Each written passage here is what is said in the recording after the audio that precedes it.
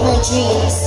She is a proud, bright, grade 12 student under the youth strength, armed with passion and purpose. With a heart for service, she dreams of one day becoming a nurse, a beacon of compassion and care to those in need.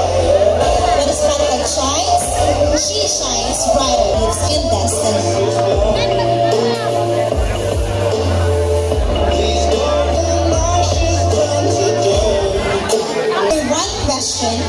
That could determine their place in the royal court.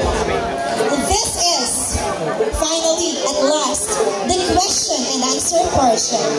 Each candidate. Our first runner-up is someone who came so close to the crown.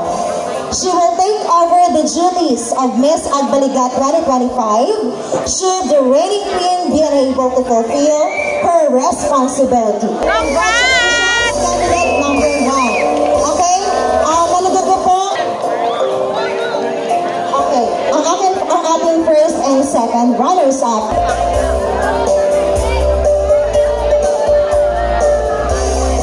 Tangkad ng batang.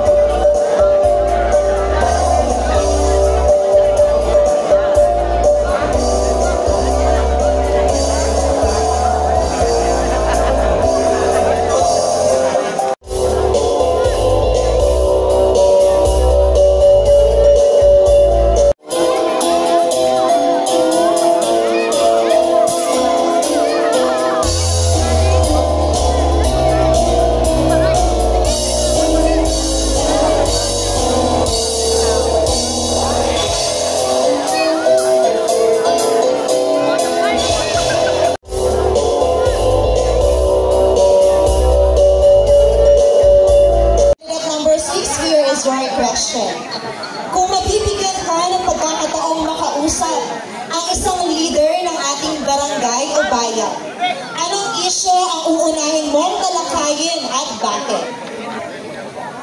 Good evening, everyone. May pagkakataon naman akong kausapin ang leader ng aming barangay.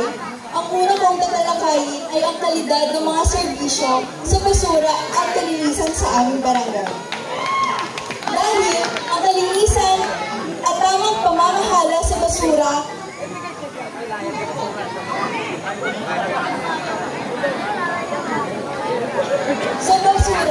ay mahalaga upang mapanatili ang kaayusan at kalinisan sa ating komunidad.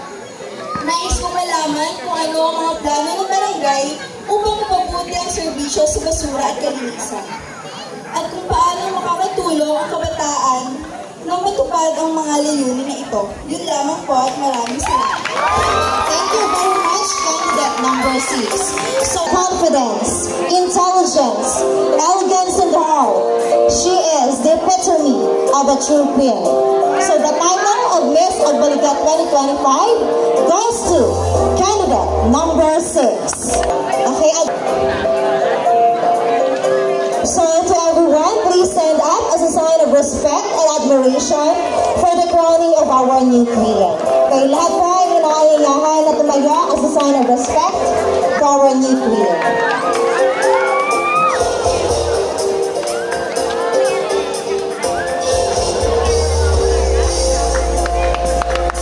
Okay, so masigadang palakpakan po para sa ating Miss Agbaligat 2025. Our warmest congratulations.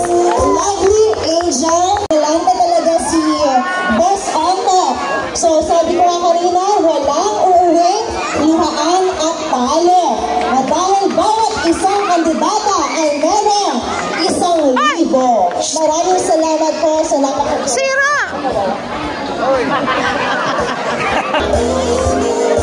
Now, to every candidate who stood proud and shone brightly tonight, you are all queens in your own way, remember that. You are all queens in your own way. Confidence and hard work of our queen who shines on and off the stage.